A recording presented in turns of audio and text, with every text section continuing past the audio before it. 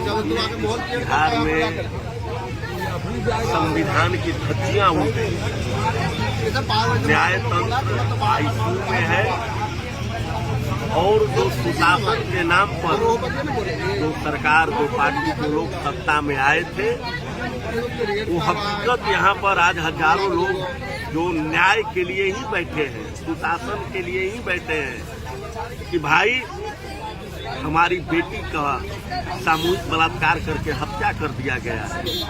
और शुरुआती दौर से ही तथाकथित सुशासन राज्य में जो सुशासन राज्य के नुमाइंदे हैं बिहार पुलिस, उनका जांच, एसआईटी जांच और अब देश का प्रतिष्ठित जांच एजेंसी सीबीआई का जांच, ये तीनों जांच तकरीबन फेल है।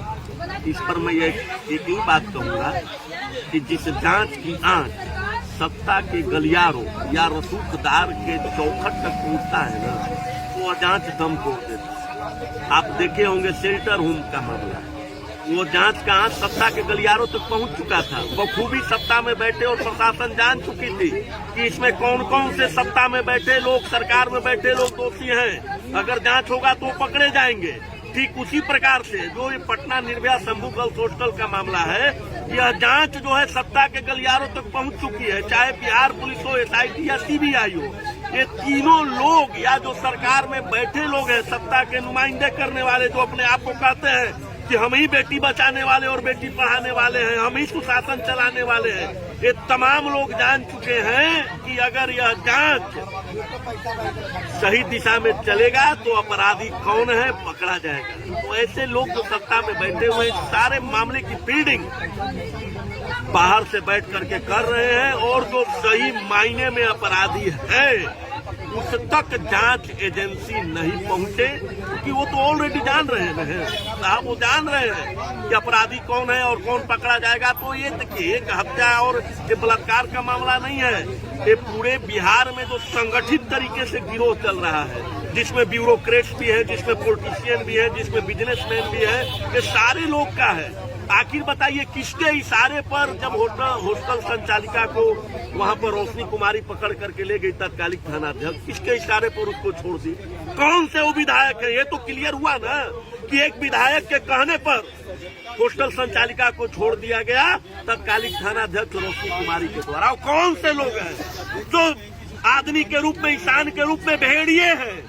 और एक मामला नहीं है, ऐसे कितने मामले हैं। ये तो मामला लोगों ने उठाया तब ना, प्रशासन के द्वारा तो शुरुआती दौर में ही मामला को समाप्त कर दिया गया था। यहाँ के सीनियर एसएसपी जी ने बजाते प्रेस कॉन्फ्रेंस कर करके और बोल दिया था कि आत्महत्या का मामला है। कैसे डॉक्टरों ने बलात्कार का मामला बता दिया। अगर क्रांतिकारी साथी कारगिल चौक पर मृतक के शरीर के साथ धरना प्रदर्शन नहीं करते तो शायद एफआईआर भी दर्ज नहीं होता। उसके बाद जब मामला तूल पकड़ा तो आप देखें कि किस प्रकार से हबड़दबड़ में वहां पर रोक दिया गया। बिहार पुलिस को और एसआईटी का चल हुआ, वो भी जांच का क्या हुआ? पब्लिक डोमेन में आना चाहिए ना ये जांच एजेंसी। सरकार किसके लिए है? हम और आप जैसे लोगों के लिए है। हम इस यहाँ के नागरिक हैं बिहार के, हमारे जैसे लोगों के पैसे से इन लोगों का वेतन दिया जाता है। तो यह मूलभूत अधिकार है, संवैधानिक अधिकार है कि जो आज 70 दिन में जो जांच हुआ उसका त्वरित जो भी रिपोर्ट है पब्लिक डोमेन में रखा जाए। क्या रखा गया? नहीं रखा गया। हमें और आपको सिर्फ सुशासन के नाम पर बेवकूफ बनाया जा रहा है। यहाँ के गृह मंत्री सम्राट चौधरी जी, उनका वक्तव्य सुने होंगे, कहते हैं कि अपराधी पाताल में भी रहेगा ना तब उसको खोज करके निकाल करके लाएंगे और उस पर हम माला चढ़ाएंगे। अरे सम्राट चौधरी जी, यह एक ही लोक है, यहाँ कोई पाताल लोक नहीं है। अपराधी पटने में है और आपका जांच एजेंसी सब जाकर के जहानाबाद में जांच कर रहा है। यह देश का पहला मामला होगा जहां पर फरियादी का बात ही नहीं सुना जा रहा है। पीड़िता के माता पिता, मौसेरे भाई, चचेरे भाई, मामा, फूफा, सब लोगों का ब्लड सैंपल लिया गया डीएनए जांच के लिए। आखिर क्या मिला? और दूसरी तरफ जो फरियादी बोल रहे हैं कि जाइए डॉक्टर सतीश का जांच करिए, जाइए प्रभात मेमोरियल हॉस्पिटल का जांच करिए, जाइए होटल संचालिका के जो बेटे हैं उसका जांच करिए। ये कौन से लोग हैं जिन पर जांच नहीं हो रहा है? किसके दबाव में जांच नहीं हो रहा है? ये बिहार के 13 करोड़ जनता जानना चाहता है महोदय, आपके न्यूज चैनल के माध्यम से मैं बताना चाहता हूँ। अपराधी इस प्रकार से बेलगाम हो चुके हैं, अपराधी इस प्रकार से उदंड हो चुके हैं कि किसी का भी असमत सुरक्षित नहीं है। महज मुख्यमंत्री आवास से 4 किलोमीटर 5 किलोमीटर का दूरी है जहाँ पर घटना हुआ है। कितना दूर है मुख्यमंत्री आवास से? बिहार के राजधानी में जब मुख्यमंत्री आवास से 5 किलोमीटर के रेडियस में रहने वाला व्यक्ति सुरक्षित नहीं है, तो 500 किलोमीटर दूर में रहने वाले लोगों को ये लोग सत्ता में बैठ करके विश्वास दिलाते हैं कि एनडीए सरकार में बेटी और बहू सुरक्षित है, बेटी पढ़ाइए बेटी बचाइए।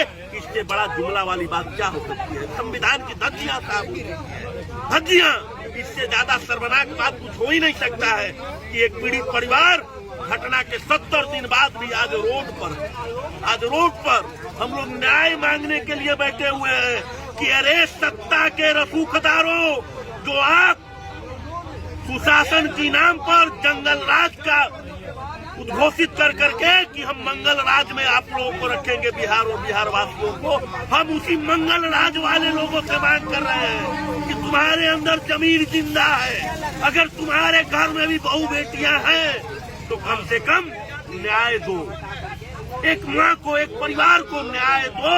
अपराधी कोई भी हो, भेड़िया कोई भी हो, किसी के शक्ल में हो, वो पकड़ा जाए, हमारा यही मांग है। और अगर न्याय शांति से नहीं मिलेगा तो हम लोग अब क्रांति करने में भी परहेज नहीं करेंगे। क्या लग रहा है कि रोड पर बैठने से न्याय मिलेगा या अगला रोड पर बैठने से नहीं देंगे तो रोड उखाड़ देंगे। ये क्या मुखालफत में है कि लोग शांति से रहेगा? 90 के दशक में देख चुके हैं ये लोग, जब सरकारें लाचार हो चुकी थी। अरे कितना लोगों को उठाएगा, कितना लोगों को उठाएगा साहब? जेलें कम पड़ जाएंगी। कितना दिन तक रखिएगा? हम आतंकवादी नहीं है, हमें टाडा में नहीं डालिएगा। आप 60 दिन तक रख सकते हैं, 90 दिन तक रख सकते हैं। जब जेल से बेल लेकर के आएंगे तो तेवर वही मिलेगा। फिर रखिए, कितना रखिएगा? हम आपको लाचार कर देंगे, आपको लाचार कर देंगे कि अपराधी कोई हो उसको पकड़ करके बिहार के जनता के सामने लाइए, उस भेड़िए को सामने लाइए जिसको बचाने के लिए पूरा जुगत बिहार सरकार और बिहार सरकार का तंत्र लगा हुआ है, किया हुआ है पूरा। ये पुष्कर नारायण जी थे जो बहुत ही गर्म थे और सरकार पर ये साफ तौर पर आरोप लगा रहे थे कि ये शेष सत्ता के भेड़ियों कहाँ है, आखिर वो कौन है जो ये नीट छात्रा मामले में इंसाफ नहीं दे पाया, उसको लाओ। अगर मेरी बात को नहीं सुनेगी तो आगे की जो रणनीति होगी और पार की लड़ाई होगी। इस पर पुष्कर नारायण सिंह जी ने गुस्से में कहकर ये बात को रखी है। मैं धीरज कुमार, मुस्कान 24 न्यूज, पटना।